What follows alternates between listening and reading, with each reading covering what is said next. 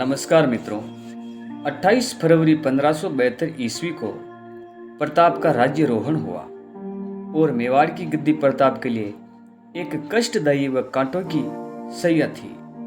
प्रताप को अकबर की शत्रुता के साथ मेवाड़ का एक खंडित राज्य ही मिला था। उसे मेवाड़ के सिरताज चित्तौड़ दुर्ग के बजाय अरावली विस्तृत प्राकृतिक एक दुर्ग ही मिला।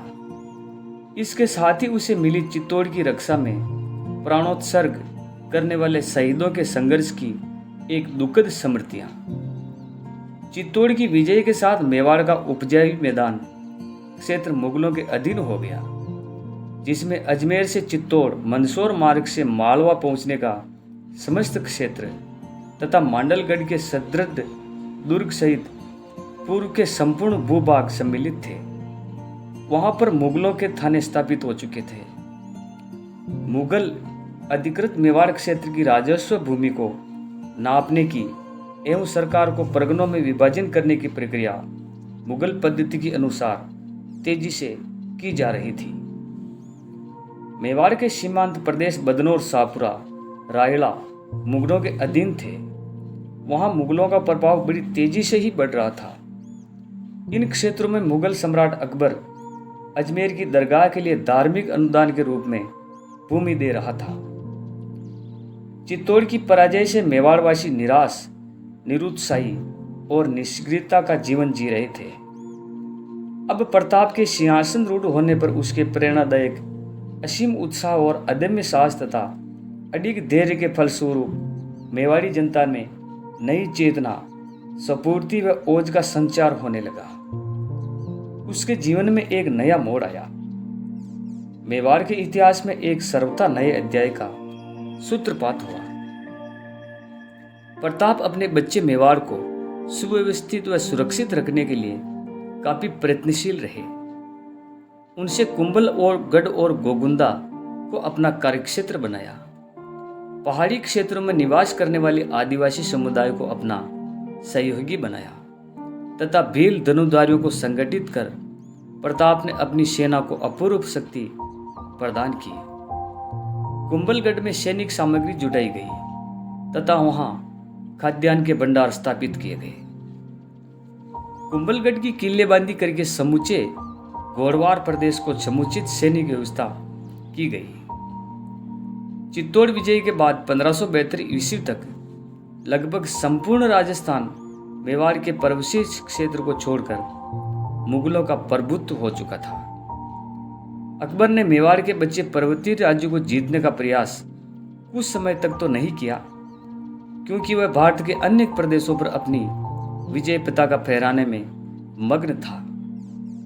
समस्त उत्तरी, मध्य, पश्चिम एवं पूर्वी भारत के अधिकांश भाग पर अकबर का आधिपत्य हो जाने के बाद अब बच्चे मेवाड़ को स्वतंत्र छोड़ देना उसकी महत्वाकांक्षा और प्रतिष्ठा के प्रतिकूल था। साम्राज्य की व्यवस्था सुचारू रूप से चले तथा निष्कंठ बनी रहे, इसके लिए आवश्यक था कि प्रताप को नतमस्तक करवाया जाए। इसके अतिरिक्त मालवा, गुजरात व समुद्र की ओर जाने वाले मार्ग मेवाड़ी क्षेत्र से होकर निकलते थे। उन्हें सुरक्षित रखना सम्राट का दायित्व बनता था। यह साम्राज्य के हित में भी था। भारत का सार्वभौम सम्राट कहलाई जाने वाले मेवाड़ को जीतना आवश्यक था। अकबर ने युद्ध द्वारा चित्तौड़ पर अधिकार किया था।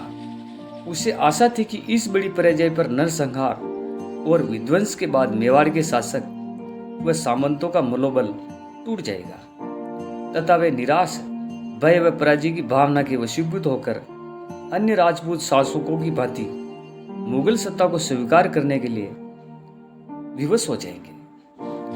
अकबर को उम्मीद थी कि मेवाड़ का नया शासक प्रताप परिस्थितिवश अपनी स्वतंत्रता के लिए हट नहीं करेंगे। जगमाल को सिंहासन युक्त करने व उसके मुगल दरबार में चले जाने पर यह अपेक्षा की जाती थी कि मेवाड़ में कलह, आंतरिक फूट और पारस्परिक विरोधी गुटों को बल मिलेगा, जिसके फलरूप मेवाड़ की शक्ति को क्षति पहुंचेगी।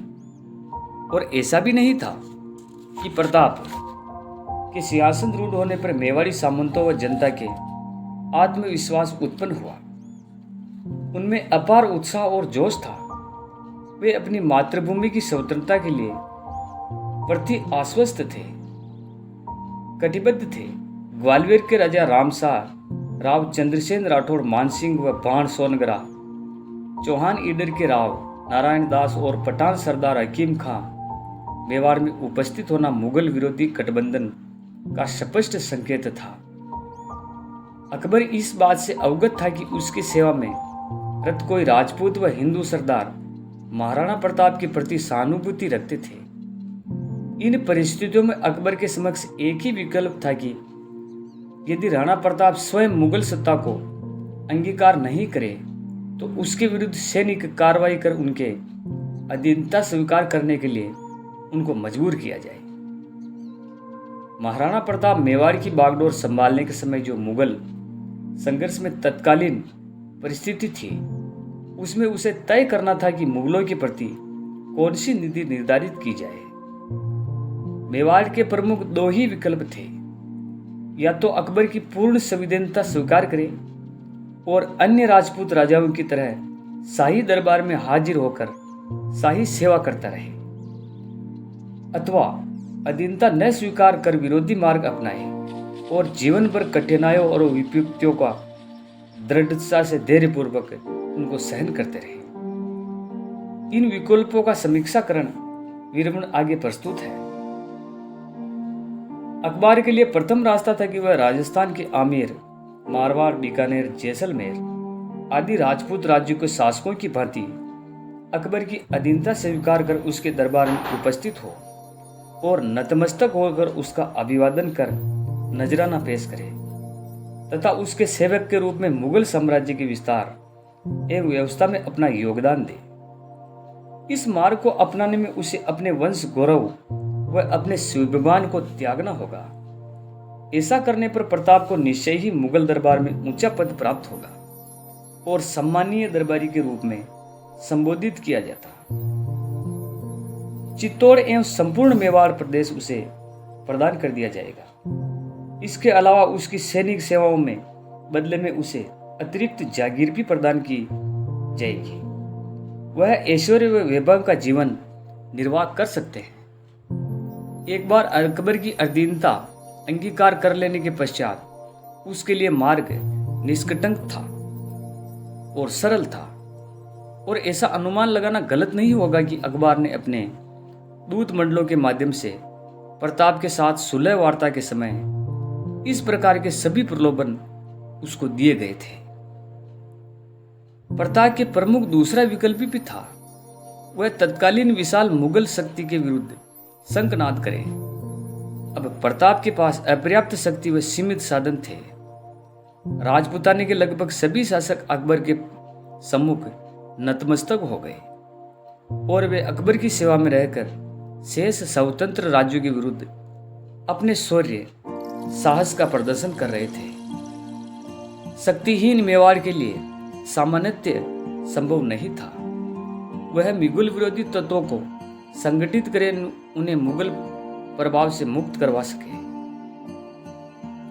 अब 1527 ईस्वी में खानवा के युद्ध के पश्चात राजपूत संगठन शक्ति का ह्रास होने लगा, जिसका लाभ साम्राज्य विस्तारवादी मुगल सम्राट को सहज में ही प्राप्त हो गया। प्रताप के ही भाई जगमाल ने ही मुगल सेना में रहना स्वीकार कर लिया। इन विषम परिस्थितियों में भी महाराणा प्रताप को प्रथम विकल्प अकबर की अधीनता स्वीकार नहीं था। वह भलीभांति जानता था कि अकबर की अधीनता स्वीकार नहीं करने पर उसे मुगल सत्ता से दीर्घकाल तक कठोर संघर्ष रहना होगा। वह मुगलों का जागीरदार बनना पसंद नहीं करता था। वह अपने राज्यों को सांस्कृतिक एवं जातीय इकाई के रूप में प्रतिष्ठित करवाने के लिए कृत संकल्प था।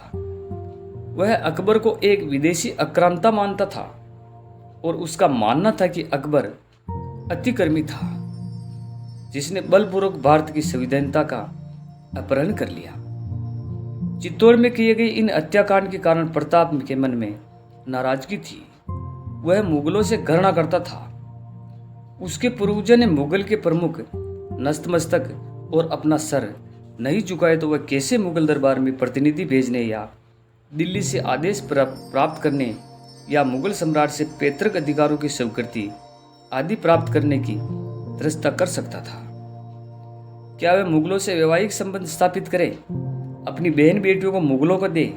क्या ऐसा करना शोभनीय वंश परंपरा के अनुकूल होगा?